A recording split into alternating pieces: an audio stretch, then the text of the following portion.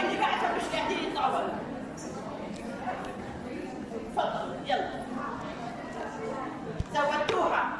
انا الاو تفوتوا متاخرين، بس تفوتوا متاخرين وبتعملوا ازعاج. انا واقفه هون فيش احترام. اليوم ضارين 10 minutes، بعد 10 minutes ما تفوت عندي ابدا، بغض النظر عن السبب تاخيرك. 10 minutes is the cut off time. بعد 10 minutes ما حدا يدخل. بعد 10 minutes ما حدا يدخل.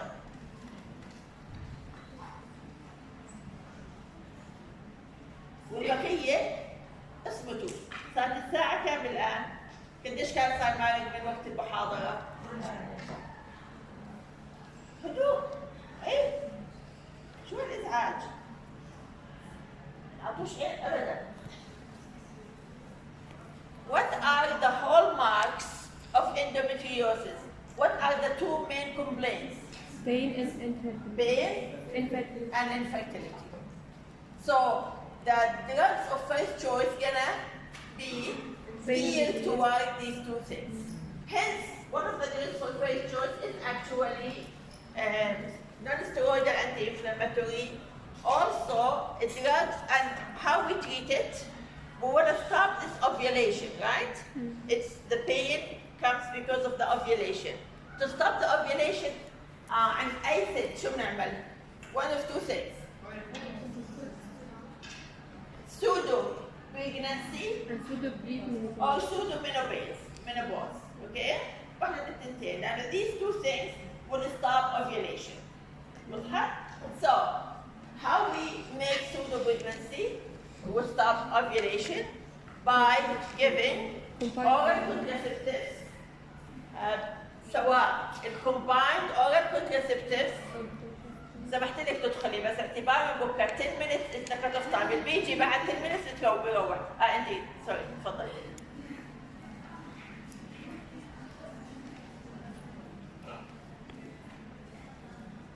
روح احكي لهم يدخلوا.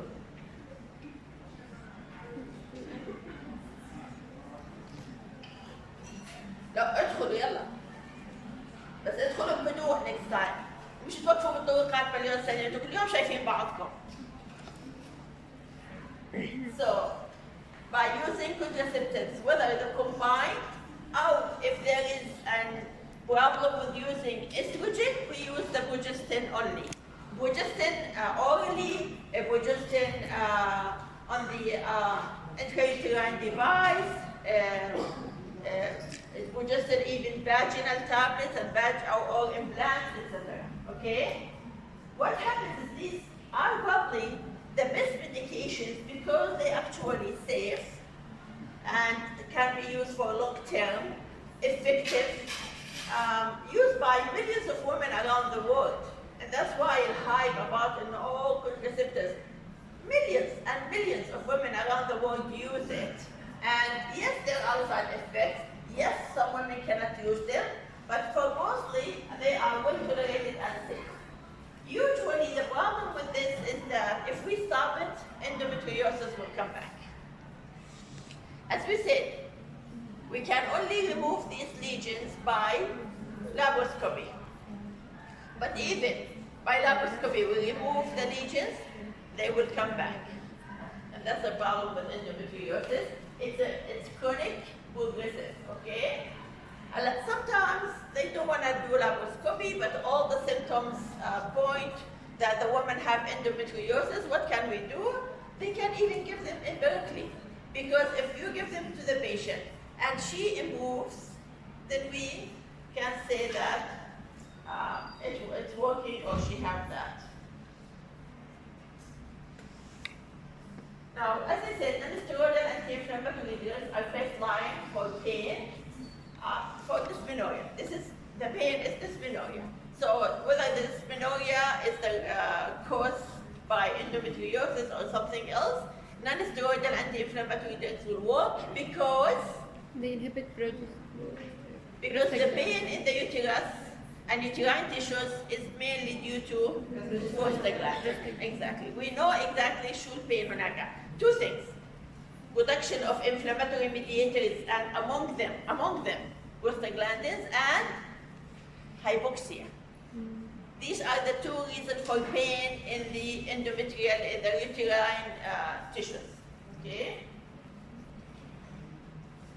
Again, combined hormone contraceptive will alleviate the dysmenorrhea, reduce the growth of the endometrial tissue because the endometrial tissue grows with the change in the hormone, just like endometrial tissue inside the uterus, the same outside the uterus, and will reduce the prostaglandin generation. It will also down-regulate cell proliferation and increase apoptosis in these endometrium. Okay? We should try to use the lowest amount of estrogen because you remember endometrial tissues, they feed on estrogen. Okay? There is no one method better than other. Whatever works for this patient. Okay? I cannot say combined are better than progestin, IUDs are better than depo-provera, whatever the best for this patient. So بنتعامل مع patient as a case here. What works for her, there is no superiority of one over the other.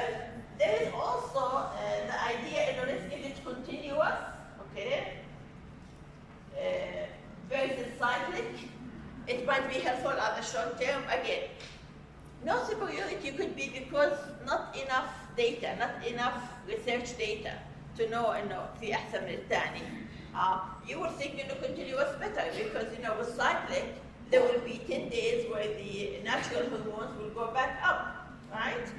With continuous, we are suppressing these hormones continuously. They will prevent retrograde menstruation because the woman will not have menstruation. She will have bleeding, but not menstruation. Progestin is the same. They will suppress the growth of the endometrial implants, causing atrophy. They will inhibit the blood vessel growth and inhibit the inflammation of these blood vessels going because they will have an inflammatory effect. Oral nostril acetate and depo-methoxyprogesterone are probably the most used. Pain relief is equivalent to gonadotropin releasing hormone agonist, okay? But the problem with the progesterone, the problem with anything that lack estrogen or inhibit natural estrogen is what? Without estrogen, what do we lack? Bone mineral density will develop osteoporosis. Hence, the main thing after menopause is osteoporosis. So that is the scary thing. After 2 years, we should measure bone density, okay? Progestin, in general, even as contraceptives, remember, with combined hormonal contraceptives, we stop them today, the woman can get pregnant tomorrow. With the progestins, especially the methoxyprogesterone, implants, depo-provera, IUD, return to ovulation might take a while. Maybe 3 months, maybe 6 months. So something to keep in mind, and that's why the patient, we should have a good interview with her. نفهم منها شو بدها بالضبط, okay? الانترauterine system, اللي هو progestin IUD, mixed results, okay? It is advantage إنه difficulty بالinsertion, في 5% expulsion rate, potential for growth of ovarian endometriosis. The method does not inhibit ovulation. Remember, IUD in general is a good contraceptive because it creates this mild inflammation inside the uterus that inhibits implantation. So while the hormonal contraceptive inhibit ovulation, the IUD does not inhibit ovulation, ولكن inhibit implantation. Okay.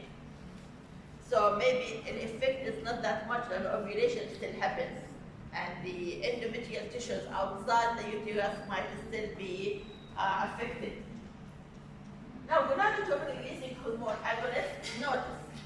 was a question last time from one of your friends. You know, agonist or antagonist both work. Remember, like before puberty, before menarche, we have gonadotropin releasing hormone. But why we don't ovulate? اللي بيكون stable ما بيكون Not pulse. before continuous, the same amount through the months. For gonadotropin releasing hormone to affect the pituitary to produce FSH and LH, it has to be Pulses. pulsatile. So when I give it externally, agonist or choosing, I go back because we have functional amnoria, right? There will be amnoria because there will be no ovulation. So I can give the agonist for that reason. I also can give the antagonist to antagonist effect on the receptor, so it does not cause production of the follicular stimulating hormone and luteinizing hormone from the pituitary. Good. First, when you give the gonadotropin releasing hormone, actually you're gonna cause a flare. Okay? It's an agonist after all. It's gonna cause a flare, which is gonna cause even worsening of the symptoms. Then later it will improve. Okay, so there'll be temporary increase in the pain. So that is why it's better to initiate it in mid-luteal phase, so that the side effects are less. Don't start it at the beginning of that, because if you start it at the beginning, you're going with the natural, you're increasing it, right? So we better use it in the luteal, the second phase of the menstrual cycle, in the mid. Okay, where it's naturally does not affect when there is no follicular or luteinizing hormone. We don't use it beyond 6 months in order to limit side effects and to be able to reverse it. Gonadotropin releasing hormone, if we give it, we should give what we call add-back therapy. This will inhibit follicular stimulating hormone and luteinizing hormone. There will be no estrogen, no progesterone, no ovulation, no production of any hormones, right? And this definitely will affect the bone density, because women bone density, bone receptors than estrogen. In that, the progesterone to some degree, but with estrogen, and this will lead to low bone density and, you know, a precursor to osteoporosis, not necessarily of osteoporosis, osteomalacia, so the add-back is estrogen with or without the progesterone, okay? The dose must be low. What are we doing here? We're adding something that's gonna enhance this endometriosis. You see how the dilemma here? We have a problem here. Estrogen is a problem, but without estrogen is a bigger problem, right? So we have to give it at certain time and the lowest possible. That is why we want it to be less than 50 picogram per ml. We give it the menopausal preparations, not the combined hormonal contraceptives. If we want to give progesterone, we can give nosindrone alone, مثلا 2.5 to 5 milligram, or in combination with equine estrogen 0.6 to 5 milligram, or estradiol or 2 milligram. Now, antagonist, the same idea. I'm antagonizing gonadotropin hormone. Elagolix is the name of the drug. It will inhibit the receptor in the pituitary, decrease the circulating hormones. Okay, it's the same like agonist, more tolerable probably. There will be no gonadotropin flare and no antagonist. So the flare will happen with the agonist, but not with the antagonist.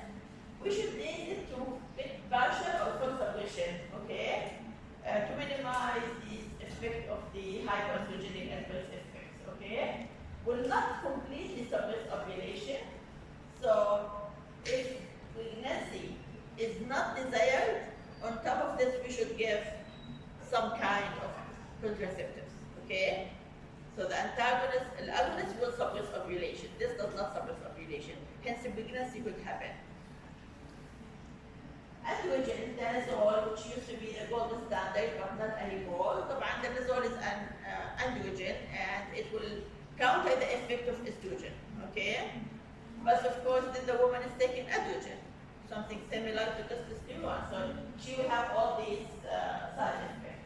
It will inhibit the tissue growth and cause atrophy, amnoria, okay, because there will be hypoestrogenic environment.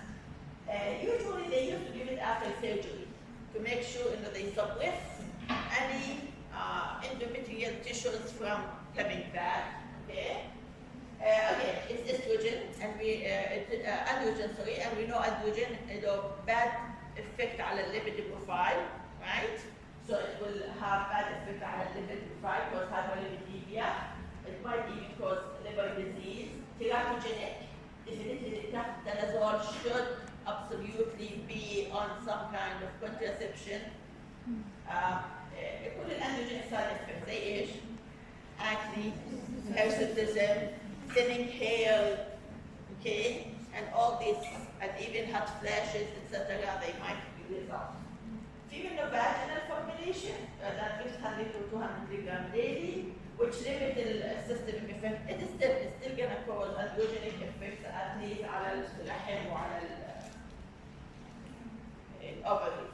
Okay. Now, aromatase inhibitors, we have letrozole, sorry, and we have anastrozole.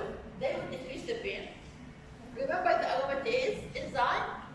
It's the enzyme responsible for converting regeneron, which is a progesterone precursor, into estrogen. So I inhibit production of estrogen.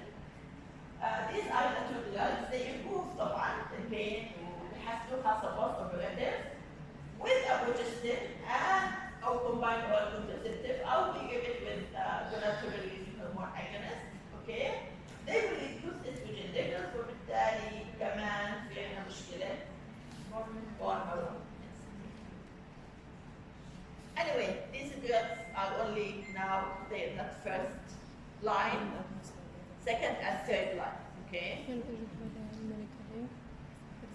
So, as usual, we know what is the adverse reaction to combined hormonal and what should we be monitoring, okay? Or progestin, or the IUD. The IUD probably is the best if inserted correctly. Most women who complain because the insertion was مش صح, okay? Now, goserelin اللي هو an agonist, gonadotropin releasing agonist. Remember, we نعمل acne, depression, has flashes, mood swings, peripheral edema, vaginitis, and bone marrow disease. This one has to have an add back serum. Liverolite is another one, same, add back. Nafarelin, the same. Triibotulin, the same. Danazole is an estrogen, acne, peripheral edema, hirsutism, lipid, abnormality, weight gain. Anastrozole and letrozole, which are aromatase inhibitors, ممكن يعملوا hot flashes, myalgia, decrease for mineral density, نفس الشيء. But if we notice with these, we don't usually have add-back. The add-back therapy is especially for the gonadotropin releasing hormone agonists. That was very important for the adolescent population. Usually the findings are atypical, okay, because usually she is not seeking fertility treatment, and usually she will go from doctor to doctor complaining of pain, and they start like maybe PCOS, dysmenorrhea for unknown reason, whatever. So it might take a while to diagnose endometriosis in this population, okay. We try to avoid only use it when absolutely necessary because of density, especially in the adults, because this is the age when the woman is backing her bone. We build our bones in this age, okay? After that, we only maintain it. So, we started by empiric therapy, okay, with the progestin or combined hormonal. So I'm provided in the diagnosis is endometriosis, right? Now, if there is no response and she's below 18, we can do laparoscopy, but it's not high recommendation. Negative, then we should evaluate further. It is positive if below age 16, we give continuous combined hormone contraceptive. إذا مش already عم تاخده حكينا empiric, she might be already on it, okay? If persistent in the symptoms, then we can give gonadotropin releasing hormone agonist and add back therapy. Okay? نفس الشيء if she is over 16. Over 18, نفس الشيء. Okay? Now, alternative إنه نعمل danazole أو aromatase inhibitors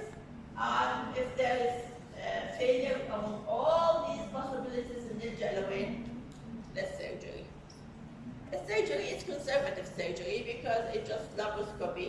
Okay, there will be an opening كده صغيرة in the abdominal area.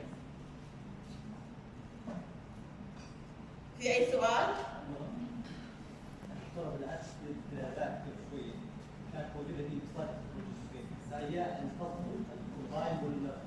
We prefer combine. Add back if we can get estrogen. Estrogen is the hormone we need.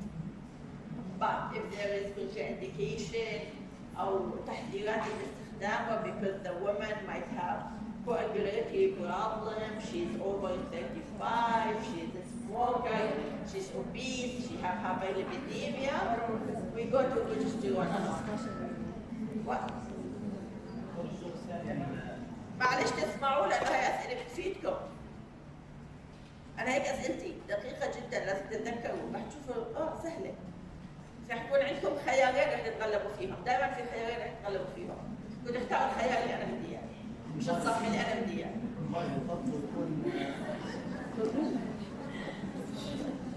أي صح، أي صح.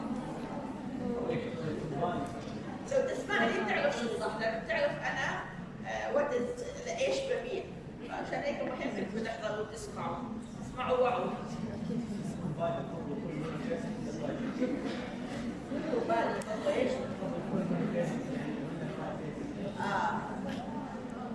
I think it doesn't matter.